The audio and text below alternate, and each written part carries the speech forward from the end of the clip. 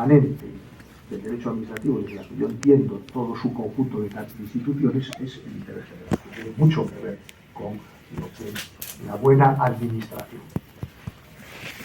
Dicho esto, claro, ustedes son estudiantes en su mayoría, están asistiendo a una conferencia de un profesor extranjero que les habla de la administración pública, y en todas partes del mundo, cuando nos comentan en general lo que los sondeos de opinión señalan sobre la administración pública, pues hablan de mucho tiempo, hablan de subjetividad, hablan de una serie de características que son las que la buena administración nos viene a recordar que tenemos que mirar para entender lo que es la administración desde una perspectiva constitucional. Un profesor italiano muy conocido, Sabino Cassese, que fue ministro y que fue presidente del Tribunal Constitucional italiano, ha dicho en estos días, me refiero en estos meses, que el derecho administrativo hoy o es el derecho de la buena administración o no es derecho administrativo. Está queriendo señalar ese eminente profesor que la buena administración es algo muy importante, determinante para comprender el sentido que tiene la administración en el marco constitucional. Y un profesor que ha citado el decano, Tomás Ramón Fernández, que escribió con Eduardo García Enterría el tratado, Tomás Ramón, que todavía vive, también ha dicho hace mucho tiempo que el siglo XXI es el siglo de la buena administración. Por lo tanto, este es un concepto que es de gran actualidad, que no aparece ahora, sino que viene del tiempo, porque las cosas no aparecen repentinamente en una trayectoria. Lo que pasa es que hoy, en el siglo XXI, el año 2025, nos damos cuenta a los ciudadanos que en un Estado democrático, social y de derecho, la administración pública debe realizar su actividad de acuerdo con unos cánones, de acuerdo con unas características que son las propias de la función ejecutiva. Como dice Santa María Pastor, la función ejecutiva es el complejo de gobierno y administración. Pero el gobierno no es la administración, y la administración es el gobierno. La administración es una organización profesional de personas reclutadas de acuerdo con el mérito, la capacidad y la idoneidad, que se dedican al servicio objetivo del interés general. Cuando pensamos en la administración pública desde el Estado social y democrático de derecho, de forma elemental y breve, podemos hablar de 5 elementos: juridicidad, separación de poderes, reconocimiento de los derechos fundamentales de la persona, solidaridad y participación. Juridicidad, como decía Oriú, no legalidad, juridicidad. Porque el poder está sometido a la ley y al derecho. No solamente a la ley ni solamente al derecho, a la ley y al derecho. Es decir, está sometido al ordenamiento jurídico en su conjunto. El derecho administrativo, así dicho coloquial y brevemente, surge para juridificar el ejercicio del poder, para que el poder no se realice sin controles, sin límites, para que el gobernante no haga lo que le dé la gana. En estado absoluto, el rey hacía lo que le daba la gana, y la fuente del poder era sus caprichos, veleidades, su arbitrio personal. Pero cuando llega la Revolución Francesa, dice: no, cuidado, el poder se va a someter a normas jurídicas, principios jurídicos y procedimientos públicos. Y por lo tanto se pretende eliminar como fuente del poder de la arbitrariedad. Ustedes les habrán hablado mucho de la arbitrariedad, de la filosofía, también del derecho público, porque, como decía Locke, la arbitrariedad es la ausencia de la racionalidad. Y el derecho administrativo tiene una relación muy especial con la objetividad, hasta el punto que podemos definir el derecho administrativo de 3 maneras: como el derecho del poder público para la libertad solidaria de las personas, como la ordenación racional de los asuntos del interés general de acuerdo con la justicia, o también como el derecho de servicio objetivo al interés general. Y por lo tanto, La necesidad de la objetividad, como decía Max Weber, es inherente al funcionamiento de la administración pública, más en un Estado social y democrático de derecho. Como se ha repetido recurrentemente, una administración es tanto o más de calidad democrática cuanto más y mejor motiva sus decisiones. Y una mala administración es la que no motiva sus decisiones, la que actúa sin justificación, sin argumentación, simplemente porque el que está arriba cree que puede hacer lo que le dé la gana, pero sin ninguna justificación. Esto es un retroceso y es una vuelta al Estado absoluto.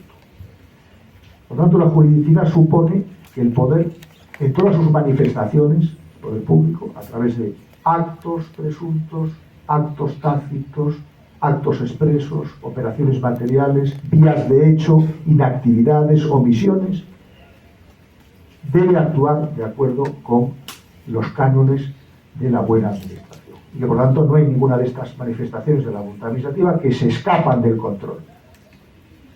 Cuando en los países hay manifestaciones del poder que se escapan del control, pues ahí tenemos que señalar que hay una grieta muy profunda en lo que es el Estado de Derecho. Y el Estado de Derecho, las normas jurídicas expresan valores, necesitan el correlativo de la forma, formas de expresión de las normas. Tiene que haber una armonía, un equilibrio entre la forma y el valor.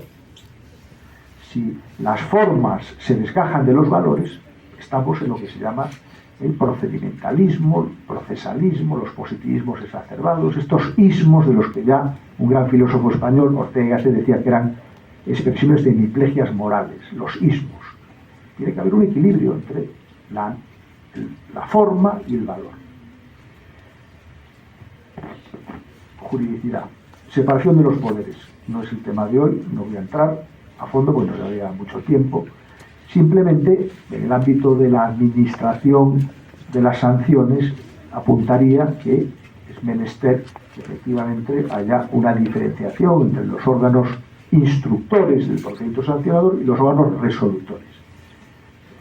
También en esta materia del derecho sancionador, la buena administración reclama de principios: legalidad, tipicidad, presunción de inocencia, culpabilidad, proporcionalidad, que ustedes conocen muy bien, que eso se da en las clases y que son manifestaciones de este principio de buena administración, porque la buena administración es un principio cardinal del derecho público, también es un derecho humano que tenemos los ciudadanos y es una obligación que grava sobre la actividad y funcionamiento de los poderes públicos. Como derecho fundamental está reconocido en la Carta Europea de los Derechos Fundamentales de Niza del año 2000, el artículo 41. En América tiene reconocimientos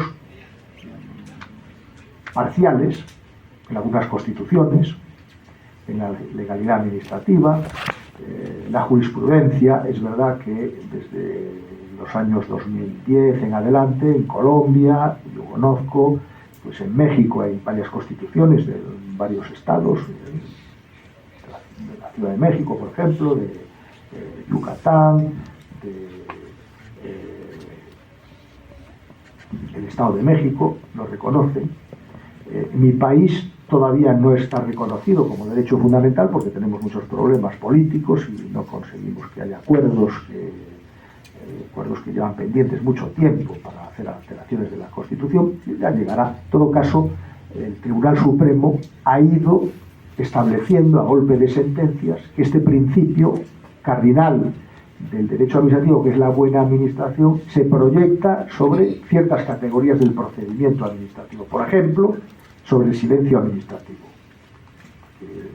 Si ustedes están estudiando en la parte general del derecho administrativo, Garrido Falla, otro célebre profesor español de derecho administrativo, decía que es una patología el silencio administrativo, y ahora el Tribunal Supremo, desde mayo de 2023, ha señalado algo que ha estremecido toda la doctrina del derecho administrativo y a los legisladores, y es que ha dicho: el silencio administrativo no es una opción constitucional, porque la administración tiene la obligación de resolver ante las peticiones fundadas de los ciudadanos.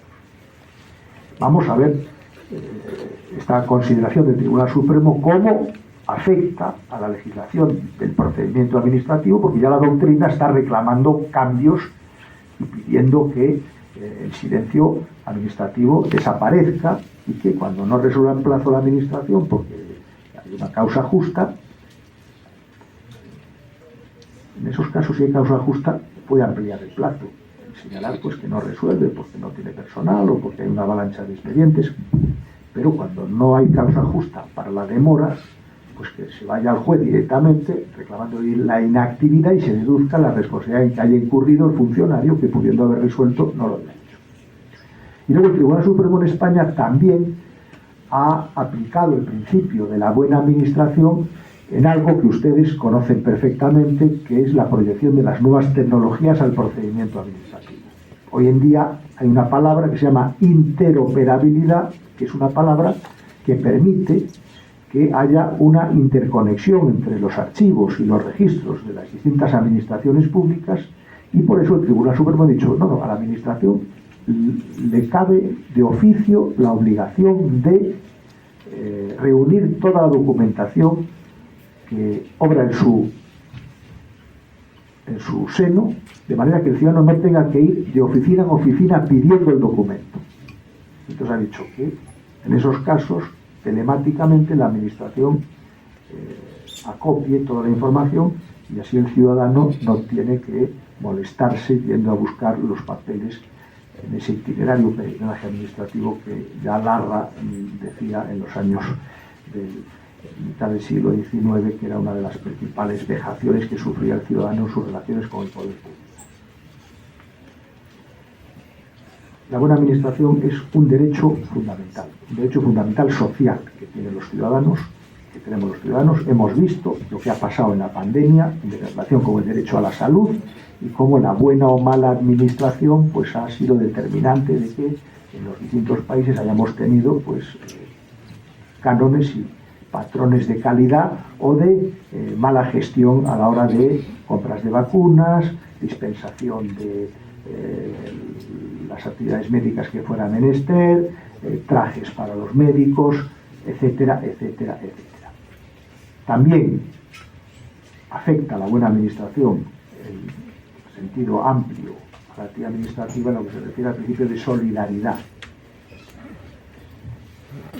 Y aquí, claro, tenemos que traer a colación a León Diguit y su teoría de la solidaridad social.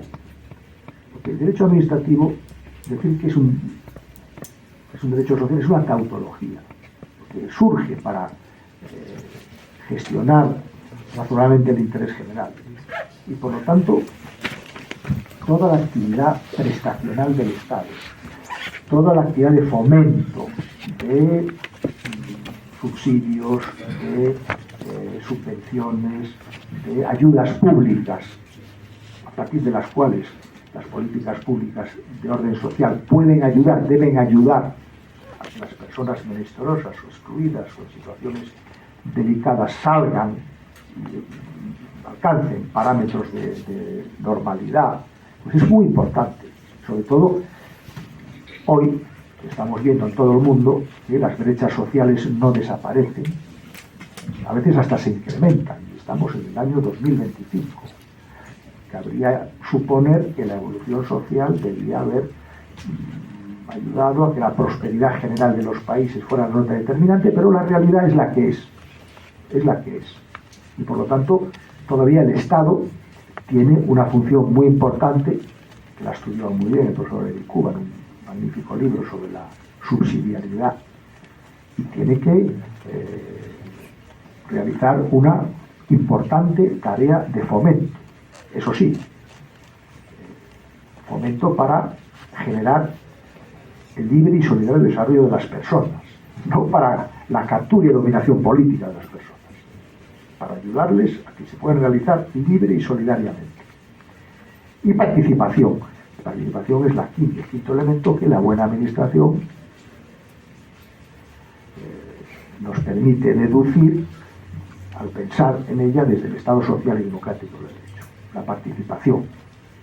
En mi país, el Tribunal Constitucional, en una famosa sentencia de febrero del año 84, dijo que el interés general en un Estado social y democrático de derecho no es un concepto que define unilateralmente el poder público, sino que más bien, antes al contrario, se define a través de la cooperación y de la colaboración entre agentes públicos y agentes sociales.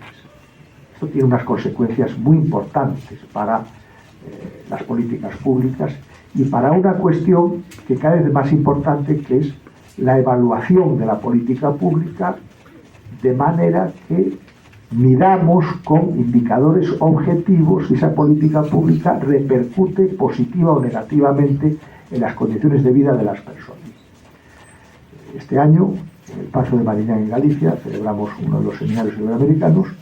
Creo que el doctor Cuba estuvo también allí presente, se acordará, el profesor Carlos también estuvo, se acordarán que lo que tratamos fue la medición con indicadores objetivos de la calidad en la contratación pública. Porque si no medimos la calidad de la acción del Estado y no la comunicamos a la sociedad, pues no sirve para nada. Son nuestros puestos los que nutren las políticas públicas. Somos nosotros los dueños y señores del aparato público, no los funcionarios y políticos, nosotros.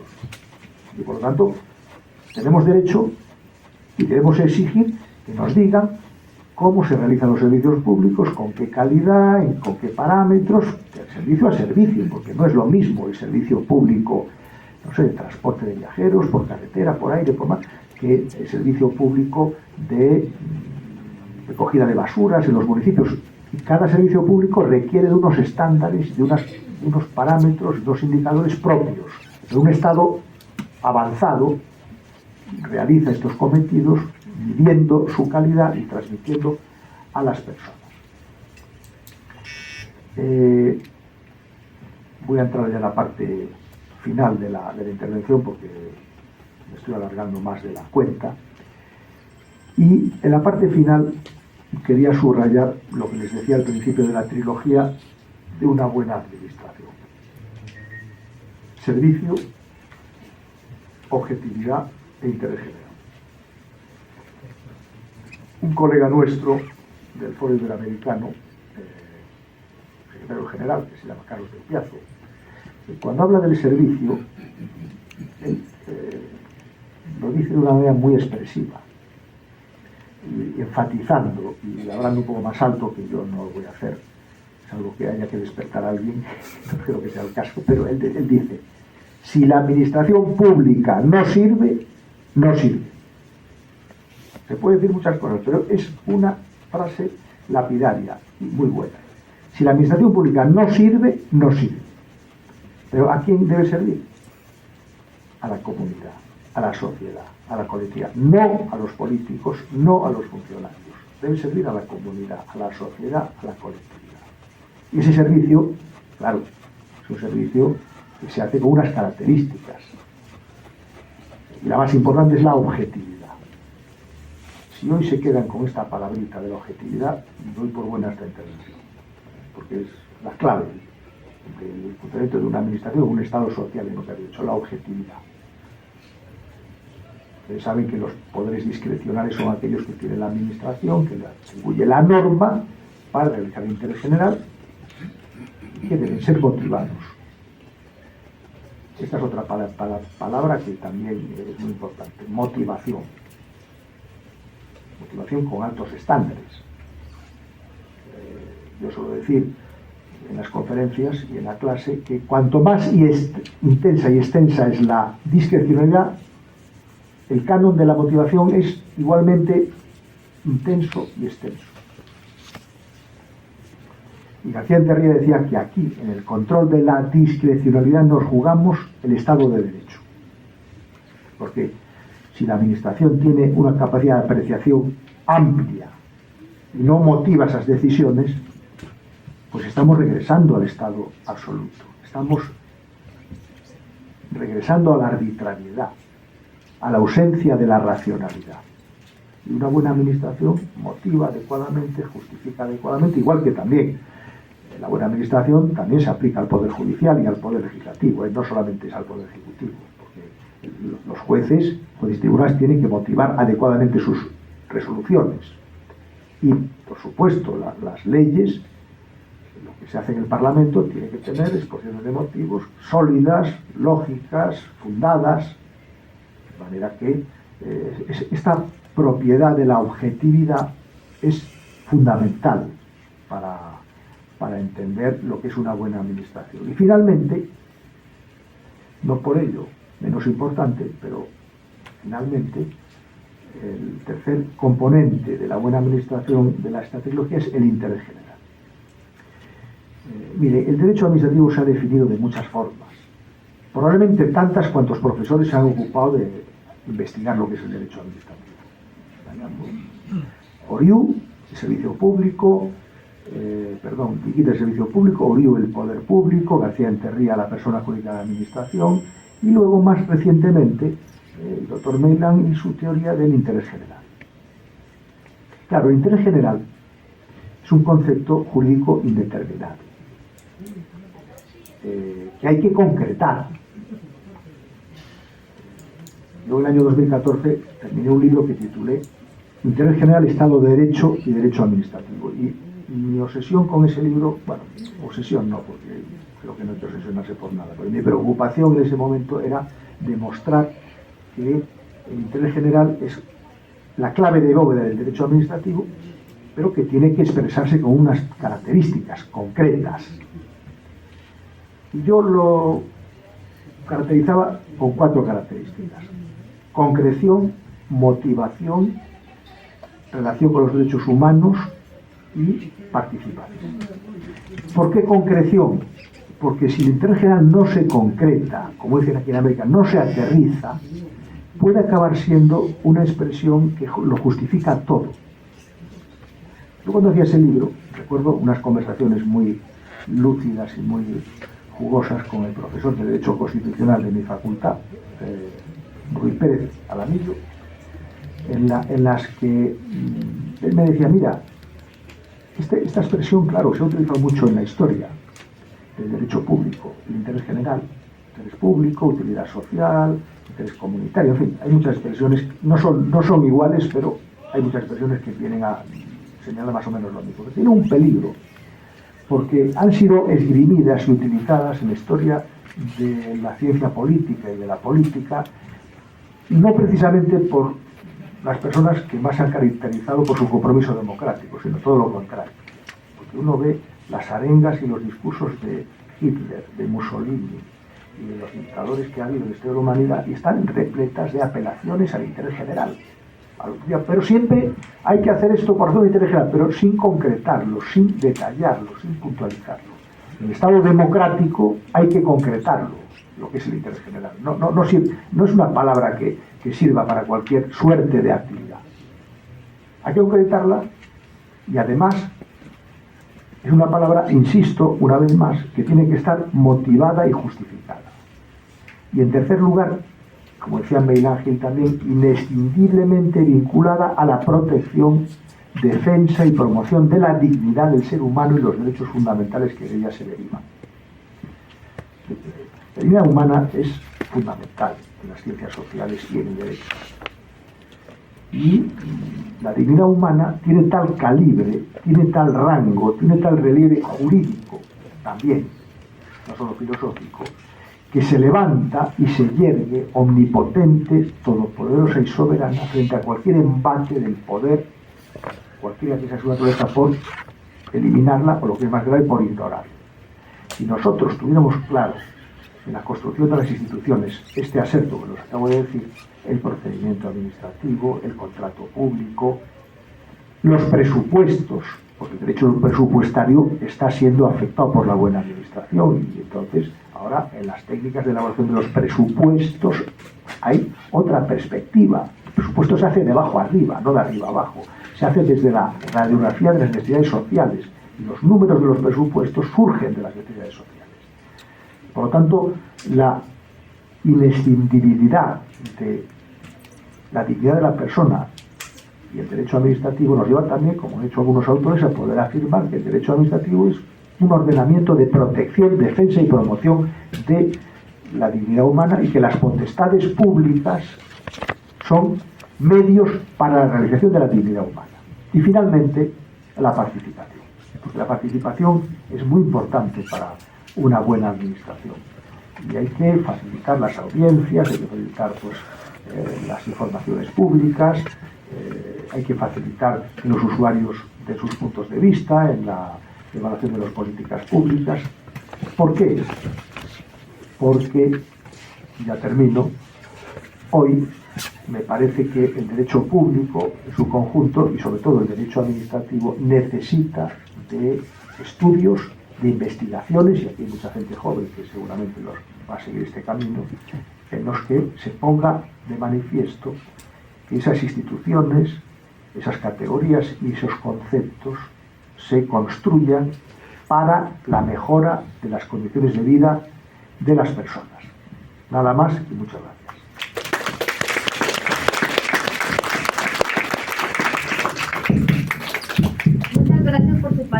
Muchas gracias por sus palabras.